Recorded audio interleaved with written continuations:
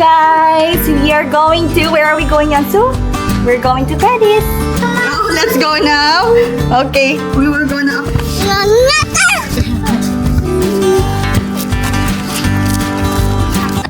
So we're so excited because... I'm so excited because we are in Cadiz. So this is Cadiz. It feels nostalgic because this is the place where I study.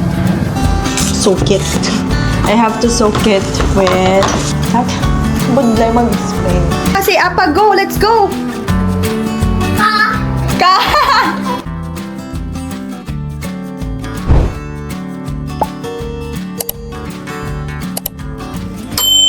Hello guys! We are going to... Where are we going, Yansu?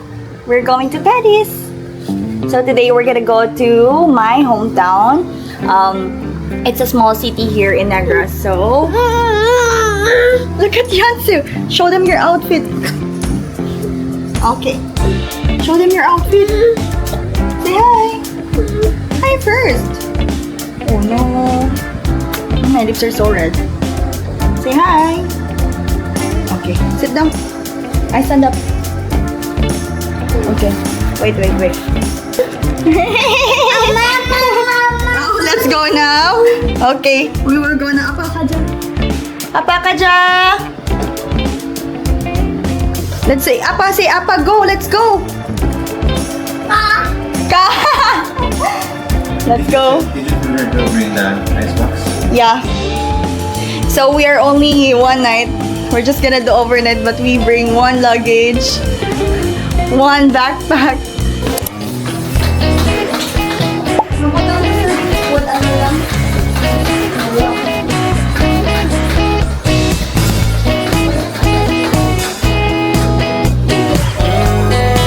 Hi. Yeah. Are you okay? Wow. Si Lolo. No, happy birthday! Hi! Leon! Hi! Miguel! Hi! Gano'n sa? Dada sa kayo. Yansu! Hi daw! Hi! Kuha to palang bula. Kuha siya. Doon siya kay cake ko.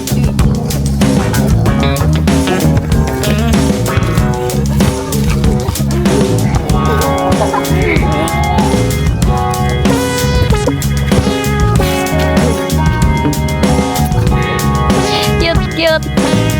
Psst.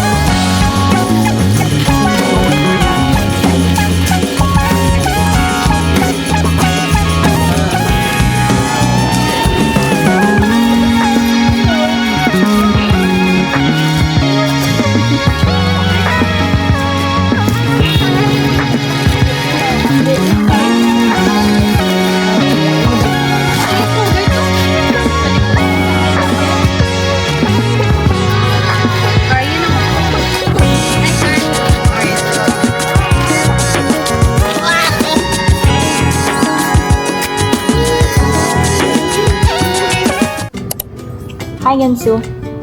Where are we? We are in Magdalene. Hi, Jen. Yes. Sorry? Olo, I have to drink. Kiga, ano siya, babe? Okay. Love, we have to wait because that room doesn't have a terrace. Are you okay, Apa? Pancake. Bisa doang. Pancake? Ito bang may mabay bakit naman? Oo, wala ka sa akin. So we're so excited because I'm so excited because we are in Cadiz. Look at it. I'll go to Apa. Go. Yes! Yasu!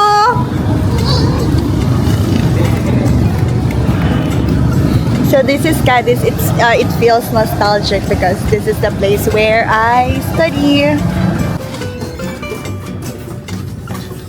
Wow. The extra bed is coming. Feeling ko dyan, diri kagid dyan ay. That's close. Sir, ang extra bed?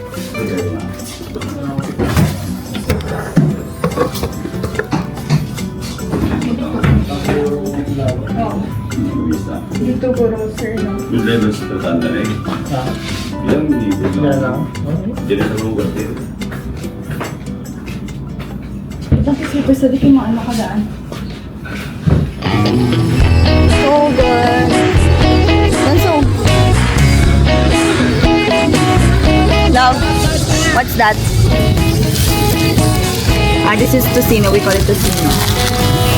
This one is batitis. Patiti. Batitis. Patitis.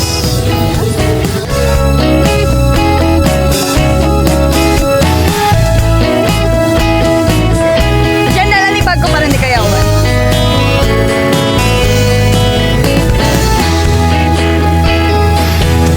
We're already at home. I wasn't able to vlog the whole thing that happened yesterday because we're so busy, and at the same time, how can I say this one? It's been a while since the last time I went to my hometown, so I really take my time to really spend it with my family, and it's hard to vlog, especially when you have a kid. So we're already at home. It's Sunday, and we arrive around 1:30. Yeah, 1:30 in the afternoon, and we just rested. And now what I'm gonna do is I'm gonna make banchan, or Korean side dishes. So I'm gonna make radish, I forgot how you call it, and cucumber. So come get cooking with me. So let's cook the side dishes. So first I'm gonna slice the cucumber because I have to soak it. I have to soak it with I don't know, but we have to soak it with a salt. So yeah, I'll throw the edges. Tapos, slice natin. This way. Thinly slice. Should be like this thin. Can you see it, guys? Yeah.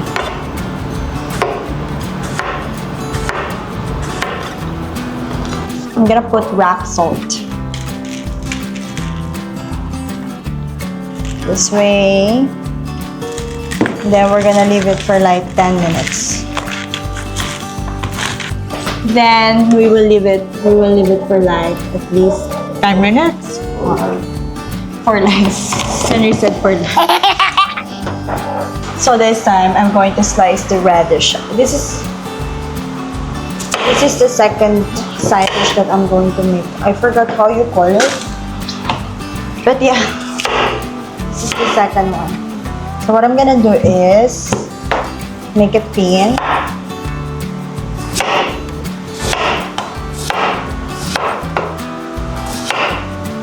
Like this thin. Then chop natin like this way. There you go. Like this. This is okay. Korean radish, I feel like when I try it or when I taste it, it's like kind of sweet. But Philippine radish is kind of bitter. If you make it as a side dish. I don't know how to remove it. I think that's the nature of it here. Yeah. So I usually make side dish once a week. That is for the whole week already. So this time, I'm going to grill it with the radish. Let's cook first the radish. So I'm gonna grill the radish. So first, lagay tayo ng sesame oil. Oops.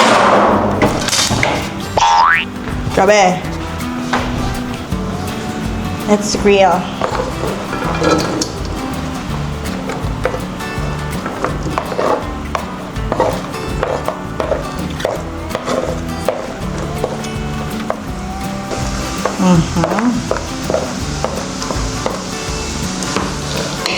So we will do this for like 3 minutes.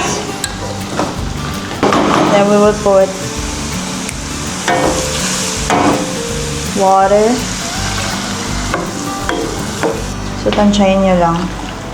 And then maybe like 2 tablespoons of tuna sauce. Okay. Salt.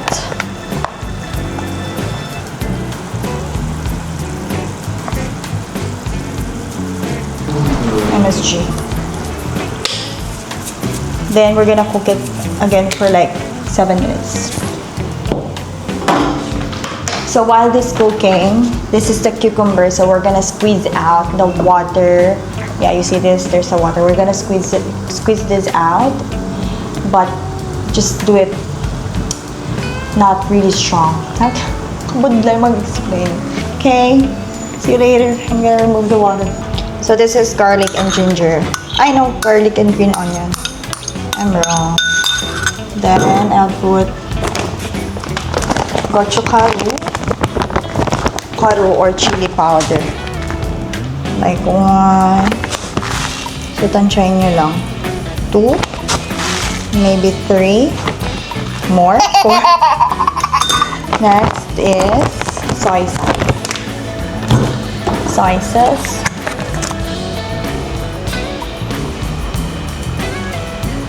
Ang dami. Vinegar. Then, only this one, corn syrup for sweetness. Sesame oil and sesame seeds. Then we will mix it. Because they don't have experience, right? So good. Show it here.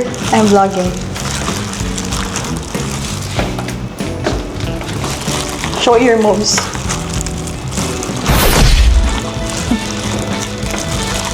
The shield is... Hello, I think I put a lot of soy sauce. Right. Here. Try first. I think I put a lot of soy sauce. Here.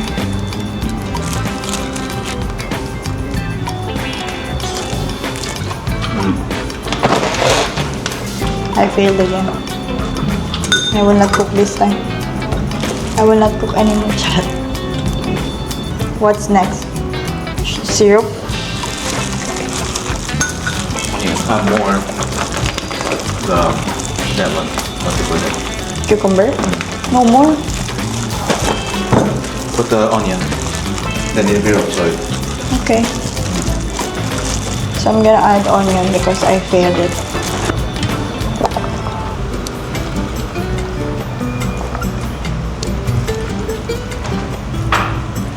Ta-da! 1 down. So this one is the radish. Can you see it? Oh, it's hot. It's hot, so we're just gonna put, for the last touch is, I'm gonna put sesame seeds. And it's done. Can you guys see it? Yeah. So diba umuwi kami ng Cadiz. And our city, my hometown is very famous with dried fish. So this is my favorite one. You guys have I don't know if you tried it, but this is my favorite. This is dried tocino. This is really good. This one is 100 pesos. It's only very small, expensive. And this is dried danggit. Yeah. So this is also dried danggit. This one is 100 pesos. And this is good for 100 pesos. And I also buy this. This is I don't know, I forgot, but yeah, this is also dried fish. Different kind of dried fish. This is so good. So what I like in my hometown, because the dried fish is not that really salty. There's some, I tried to buy it in Libertad here in Bacolod. I've tried to buy, but the dried fish is very salty. So yeah, it should be salty, but that one is really too much. So the dried fish or the uga in Cadiz is it has adequate basta tama lang yung saltiness niya. So let's try. So I think that's it for my vlog. So I'm already sweating. Thank you guys for watching, and I'll see you again on my next video. Bye! Bye!